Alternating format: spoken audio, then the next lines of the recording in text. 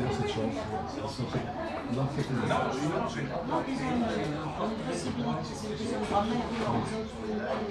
Bon, alors, s'il vous plaît, je donne la parole à Jacques pour présenter son sujet qui est intitulé, vous le savez déjà, mais je vous rappelle,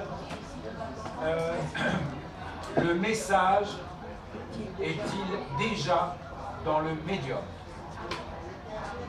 Alors, Jacques, nous t'écoutons. Bon, alors l'intitulé peut être commenté et compris de différentes façons. En y réfléchissant bien, j'aurais tendance à vouloir le reformuler un petit peu autrement. C'est-à-dire, est-ce que le médium n'est pas plus important que le message?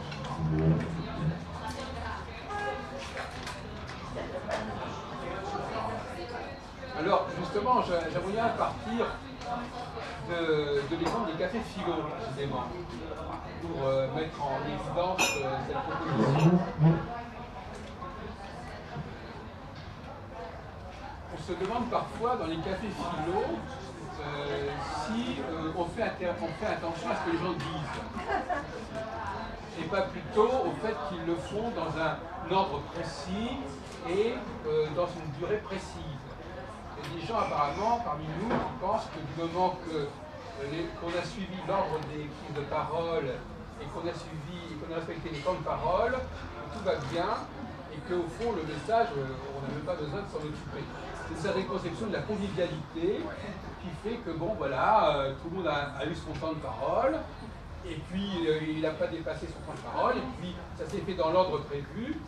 Là, c'est ce qu'on appelle dans le médium. On n'est pas dans le contenu, on est simplement dans l'idée que pour qu'une société fonctionne bien, pour que les gens soient contents, eh bien, il faut gérer le médium et au fond, ce qui est dit n'a pas une énorme importance. Alors, ça c'est le premier point. Le deuxième point, j'ai une théorie selon laquelle il y a des sociétés qui fonctionnent dans le visuel et d'autres qui fonctionnent dans le champ auditif. Ou si l'on préfère, il y a des sociétés qui vivent dans la nuit et d'autres sociétés qui vivent dans le jour. Parce que quand imaginons qu'il n'y ait pas de lumière ici et qu'on ne se voit pas, on peut s'entendre. Donc la parole, dans ce cas-là, c'est pas très important de savoir ce qu'on dit. Ce qui est important, c'est qu'on dise « je suis là et je parle ». Donc là aussi, la prise de parole est une façon de donner signe de vie. Mais au fond, on pourrait dire n'importe quoi. Si quelqu'un veut montrer qu'il est là ou dans la pièce, il peut dire n'importe quoi. L'important, c'est qu'il donne signe de vie. Donc là encore, on n'est pas vraiment dans le message. Hein. On donne signe de vie, on dit voilà, je suis là, je me fais entendre, on me laisse parler éventuellement. Un peu comme Gênes, quoi, souvent. Comment ? Un peu comme Gênes, assez souvent. Tous les commentaires sont accueillis, effectivement. Un peu comme Chacun toi aussi, parce ce que que tu je viens dis, prendre ça. la parole inopinément. Ce que je dis, Oui, alors moi je ne le fais jamais. Moi je ne prends jamais la parole inopinément. bon. La preuve. La preuve. Alors, à l'opposé de cette démarche qui, chez certaines personnes, effectivement, fait penser que pour eux, le médium est plus important que le message, et que, bon, du moment qu'on donne signe de vie, du moment qu'on se comporte dans les normes, etc., au fond, ce qui est dit ou pas dit n'a aucune espèce d'importance. À l'opposé de cette position, il y a évidemment la position inverse, qui consiste à dire le message est ce qui compte, et peu importe si on respecte tel et tel protocole d'intervention, le temps de parole, le succès d'ordre des prises de parole, etc. Donc c'est là qu'il y a une espèce de conflictualité au sein même de ces cafés philo et des conceptions différentes de la façon dont on doit gérer le café philo. Alors, le café philo d'ailleurs confronté à cette problématique. Qu'est-ce qui est important?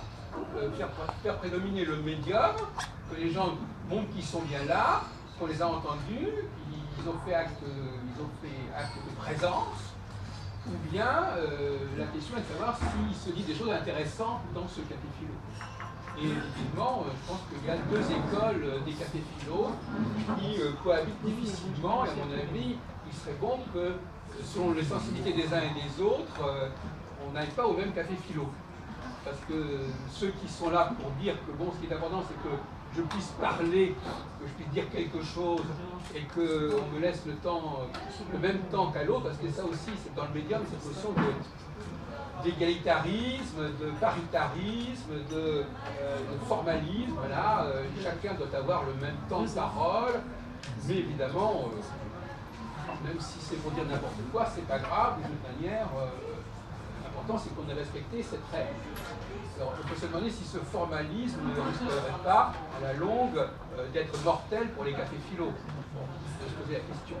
Mais inversement, c'est vrai que si les cafés philo sont pris en main par les personnes qui monopolisent la parole parce qu'ils considèrent que ce qu'ils ont à dire est beaucoup plus intéressant que ce que les autres ont à dire, on peut aussi se poser la question de la viabilité de cette forme. Alors ça, c'est déjà un point pour montrer que cette question du...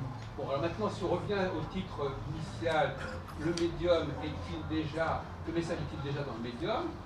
Bon, alors effectivement, là, j'ai été répondu que parfois, le message est complètement secondaire, même complètement aléatoire. Je pense que c'est un peu vrai dans beaucoup de réunions. Maintenant, il est un fait que selon le choix du mode de communication dans un groupe, le message va changer.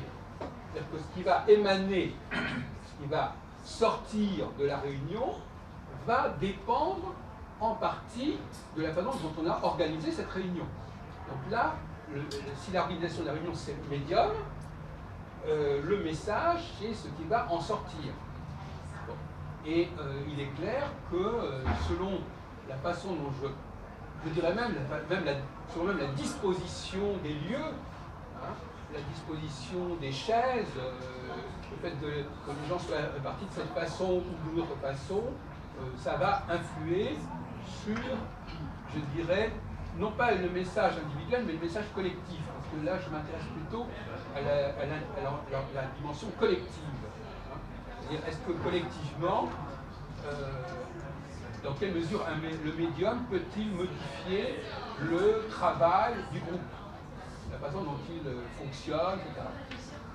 Je voudrais aussi faire une petite parenthèse en disant que dans le cas où le médium est prédominant, on peut très bien avoir des gens qui ne parlent même pas la même langue.